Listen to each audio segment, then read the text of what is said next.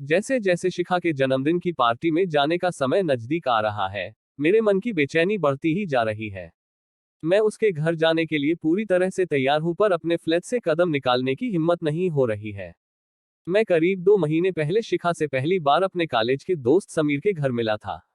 उसी मौके पर मेरा समीर की पत्नी अंजलि, उसके दोस्त मनीष और उसकी प्रेमिका नेहा से भी परिचय हुआ था। शिखा के सुंदर चेहरे से मेरी नजरें हटी नहीं रही थी। वह जब छोटी छोटी बातों पर दिल खोलकर हंसती तो सामने वाला खुद ब खुद मुस्कुराने लगता था। ये भी पढ़े बीच की दीवार, सुजाता अपने मायके क्यों नहीं जाना चाहती थी। मैंने मौका पाकर समीर से अकेले में पूछा, क्या शिखा का कोई बॉयफ्रेंड है? नहीं, उसने मेरे चेहरे को ध्यान से पढ़ते हुए जवाब दिया। गुड। उसका जवाब सुन मेरा मन खुशी से उछल पड़ा। तू उससे मेरी दोस्ती करा दे यार।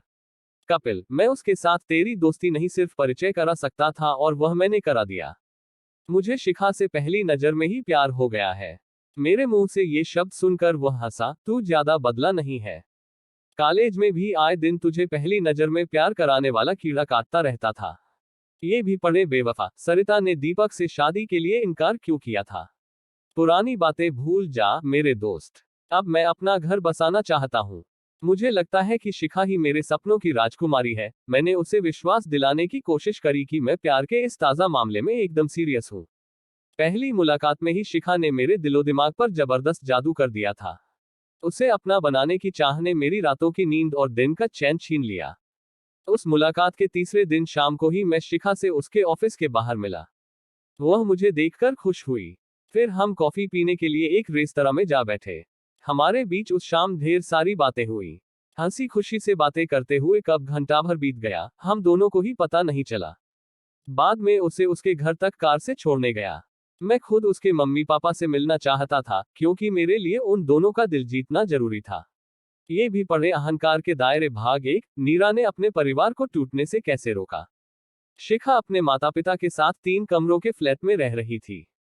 उसकी मम्मी के कमर दर्द और पापा के बागबानी के शौक के बारे में मैंने पूरी दिलचस्पी के साथ ढेर सारी बातें करके दोनों के दिल में अपनी जगह बना ली। मेरे अच्छे व्यवहार का जादू उन दोनों के सिर चढ़कर बोला, और फिर उन्होंने मुझे रात का खाना खिलाकर ही विदा किया। शहर के जिन नामी हड्डियों के डॉक्टर से 2 दिन बाद मैंने शिखा की मम्मी का इलाज शुरू कराया। उनकी दवा से उन्हें बहुत फायदा हुआ। अगले संडे की शाम को मुझसे बागबानी पर एक पुस्तक की भेंट पाकर शिखा के पिता ने मुझे बड़े अपनेपन के साथ छाती से लगाया, तो मुझे अपनी मंजिल मिल जाने का विश्वास हो चला। मेरे आग्रह पर शिखा कुछ दिनों के बाद मेरे साथ बाहर घूमने चली आई। मैं उसका दिल जीतने का वह मौका नहीं चूका। जब मैंने अचानक उसे गुलाब के फूलों का गुलदस्ता भेंट किया तो वह खुशी से फूली नहीं समाई। धीरे धीरे हमारे बीच मिलना जुलना बढ़ता गया। उसे अपने साथ खूब खुश देखकर मेरा दिल कहता कि वह मुझसे शादी करने को जल्दी राजी हो जाएगी। तुम्हारे जैसा सुंदर, सुशील, स्मार्ट व कमाऊ लड़का अभी तक बिना गर्लफ्रेंड के कैसे है? कुछ दिनों बाद मेरे साथ एक दिन पार्क में घूमते हुए शिखा ने अचानक यह सवाल पूछा, तो मैं मन ही मन बहुत बेचैन हो उठा। मैंने अपने मन की उथल पुथल को काबू में रख सहज आवाज में जवाब दिया, शिखा, मेरी जान पहचान तो बहुत सारी लड़कियों से है, पर कभी भी मुझे भी यह सोचकर बहुत हैरानी होती है कि मेरी जिंदगी में आज तक मेरे सपनों की राजकुमारी क्यों नहीं आई। सपनों की राजकुमारी या राजकुमार कम ही मिलते हैं कपिल। मुझे क्या मेरे सपनों की राजकुमारी मिलेगी? मैंने प्यार से उसकी आंखों में झांकते हुए पूछा। मुझे क्या पता, कह उसका शर्मा जाना मेरे मन को गुदगुदा गया। मैं अगले दिन ऑफिस बहुत खुश मूड में पहुंचा। मेरी सहयोगी ऋतु मेरे चैम्बर में आए और बोली, शनिवार और इतवार को कहाँ गायब रहे कपिल? तबीयत ठीक नहीं थी। उसकी नाराजगी दूर करने के लिए मैंने उसके गाल पर छोटा सा चुंबन अंकित करा। इस शनिवार को मेरे साथ रहोगे या मैं कोई और प्रोग्राम बना लूं? पक्का तुम्हारे साथ रहूंगा। उसके गाल पर शरारती अंदाज में चिकोटी काटकर मैं काम में लग गया। शिखा से मैंने पिछले दिन झूठ बोला था। अब तक बहुत सारी लड़कियां मेरी प्रेमिकाएं रह चुकी थी, पर शिखा उन सब से बहुत बेहतर थी। अच्छी पत्नी बनने के सारे गुण उसमें मौजूद हैं। मैंने मन ही मन उसके साथ शादी करने का पक्का फैसला कर लिया। शनिवार की रात मैंने ऋतु के साथ डिनर किया और फिर रात उसकी बाहों में उसके फ्लैट में गुजारी। सच्चाई यही है कि मुझे ऐसा करते हुए कैसी भी ग्लानि महसूस नहीं हुई, क्योंकि तब तक मैंने शिखा से शादी का कोई वादा तो किया नहीं था। वैसे 2 हफ्ते बाद आए रविवार को शिखा के सामने शादी का प्रस्ताव रख मैंने इस कमी को पूरा कर दिया था। तुम्हारे बिना मुझे अपनी जिंदगी अधूरी सी लगने लगी है शिखा। तुम हमेशा के लिए मेरी हो जाओ, मेरे सपनों की राजकुमारी। मैंने उसकी आंखों में प्यार से झांकते हुए कहा तो उसके गोरे गाल गुलाबी हो उठे। जिंदगी की राहों में तुम्हारी हमसफर बनकर मुझे बहुत खुशी होगी, कपिल। इन शब्दों में उसकी हाथ सुनकर मेरी खुशी का ठिकाना नहीं रहा। फिर हमारे बीच यह फैसला हुआ कि 3 दिन बाद शिखा के जन्मदिन के अवसर पर हम शादी करने के अपने फैसले से सब दोस्तों, रिश्तेदारों व परिवार के सदस्यों को अवगत कराकर सरप्राइज देंगे।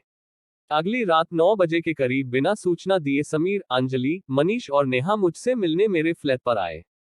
मेरी तरफ नीले कवर वाली एक फाइल बढ़ाते हुए मनीष बहुत गंभीर लहजे में बोला, कपिल, इस फाइल को पढ़ो। पढ़कर मुझे मालूम पड़ा कि वह शिखा की मेडिकल फाइल थी। उसने करीब 10 महीने पहले नींद की गोलियां खाकर आत्महत्या करने की कोशिश करी थी। इस फोटो में शिखा के साथ उसका प्रेमी राजीव खड़ा था। इसी के हाथों प्यार में धोखा खाकर शिखा ने आत्महत्या करने की कोशिश करी थी। अंजलि ने अपने पर्स से निकालकर एक पोस्टकार्ड साइज का फोटो मेरे हाथ में पकड़ा दिया। मनीष ने दांत पीसते हुए बताया, यह धोखेबाज इंसान एक तरफ तो शिखा से शादी करने का दम भरता था और दूसरी तरफ शिमला में अपनी पुरानी प्रेमिका के साथ होटल में गुलछर्रे उड़ा रहा था। यह खबर शिखा को अपनी जान पहचान की लड़की से मिली तो उसे इतना गहरा सदमा पहुंची कि उसने आत्महत्या करने की कोशिश करी। ये भी पढ़े भेड़िया और भेड़। तुम मेरी इस टेढ़ी उंगली को देखो। मुझे राजीव एक बार किसी पार्टी में मिला था। मैंने गुस्से से पागल होकर उसके ऊपर इतने घूंसे बरसाए कि मेरी इस उंगली में फ्रैक्चर हो गया। नेहा ने रोक लिया, नहीं तो मैं उसे उस दिन जान से ही मार देता। समीर ने गुस्से से लाल हो रहे मनीष को शांत करने के बाद मुझसे कहा, शिखा के अंदर वैसा दूसरा सदमा सहने की ताकत नहीं है, कपिल। अगर तुम्हें लगता है कि तुम उसके प्रति जिंदगी भर वफादार नहीं रह पाओगे तो कल उसके जन्मदिन की पार्टी में मत आना। उसे दुख तो बहुत होगा पर हम उसे संभाल लेंगे। अंजलि ने मुझसे भावुक लहजे में प्रार्थना करी, फैसला सोच समझकर करना, कपिल। अगर शिखा के हित के खिलाफ जाने वाला कोई रिश्ता आज भी तुम्हारी जिंदगी में बना हुआ है तो उसे आज रात जड़ से नष्ट कर देना। हमेशा उसके प्रति वफादार रहने का प्रण कर ही कल की पार्टी में आना, प्लीज। इसके बाद सभी बारी बारी से मुझे गले लगा कर चले गए। मैं रात भर ठीक से नहीं सो सका। अगले दिन ऑफिस भी नहीं जा सका। सारा दिन गहन सोच विचार करने के बावजूद किसी फैसले पर पहुंचना संभव नहीं हुआ। मैं शिखा से शादी करना चाहता हूं पर अपने मन की कमजोरी का भी मुझे एहसास है। किसी एक स्त्री का होकर रहना मेरी फितरत में नहीं है। मुझे फैसला सोच समझ कर ही करना था, क्योंकि मैंने अब तक जिन लड़कियों के साथ प्यार का खेल खेला था उन सब के ऐसे खतरनाक शुभचिंतक दोस्त नहीं थे। धीरे धीरे जबरदस्त टेंशन का शिकार बने मेरे मन में यह बात जड़ें जमाने लगी कि मैं न शिखा के लायक हूं और न ही उसके शुभचिंतकों की दोस्ती या दुश्मनी के।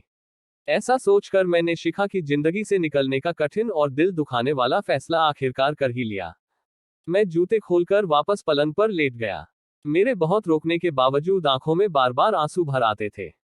8 बजे के करीब मेरे मोबाइल फोन की घंटी बजने लगी तो मैंने फोन को स्विच ऑफ कर दिया। फिर 9 बजे के करीब बाहर से किसी ने घंटी बजाई तो मैं चौंक कर उठ बैठा। दरवाजा खोला तो सामने शिखा को देख मेरा दिल बैठ गया। मुझे विश नहीं करोगे? उसने सहज भाव से मेरे हाथ अपने हाथों में ले लिए। हैप्पी बर्थडे, मैंने जबरदस्ती मुस्कुराते हुए उसे शुभकामनाएं दी। ऐसे नहीं, जरा प्यार से विश करो, कह वह मेरे गले लग गई। Happy birthday my love. पता नहीं कैसे ये शब्द मेरे मुंह से खुद ही निकलकर मुझे हैरान कर गए। मुझे मेरे दोस्तों ने कल रात तुमसे हुई मुलाकात के बारे में सब बता दिया है, कपिल। वह सहज भाव से मुस्कुरा रही थी। मैं तुम्हारे लायक नहीं हूं, शिखा। बाद में तुम्हारा दिल तोड़ूं उससे अच्छा यह होगा कि हम अभी अलग। उसने मेरे मुंह पर हाथ रखकर मुझे खामोश कर कहा, अब मैं पहले जितनी कमजोर और भावुक नहीं रही हूं। मुझे भी पहली नजर में तुमसे प्यार हो गया था और अब इतनी आसानी से तुम्हें नहीं खोऊंगी। तुम्हें मेरा प्यार जरूर बदल डालेगा। मुझे डर है कि मैं तुम्हारे इस विश्वास पर खरा नहीं उतर सकूंगा। मेरे इस विश्वास के कारण को समझ लोगे तो ऐसा नहीं कहोगे। आज मेरी बर्थडे पार्टी में ना आकर तुमने जिस ईमानदारी का सबूत दिया है उसका मेरी नजरों में बहुत महत्व है। यही ईमानदारी तुम्हारे अंदर भावी बदलाव का बीज बनेगी। यह कदम तो मैंने तुम्हारे शुभचिंतकों की धमकी से डर कर उठाया था। मेरे होंठों पर उदासी मुस्कान उभरी। वे मुझे बहुत प्यार करते हैं पर तुम्हें धमकाने का उन्हें कोई अधिकार नहीं था। मैं सचमुच तुमसे दूर नहीं होना चाहती हूं, कह वह मेरी छाती से आ लगी।